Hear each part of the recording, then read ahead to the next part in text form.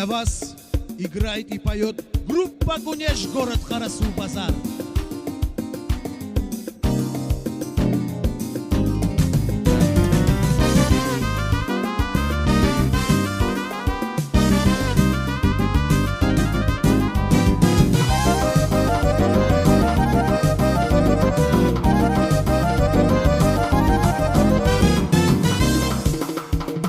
Toy toy toy olacak, evimizde toy olacak, oynap kılımız.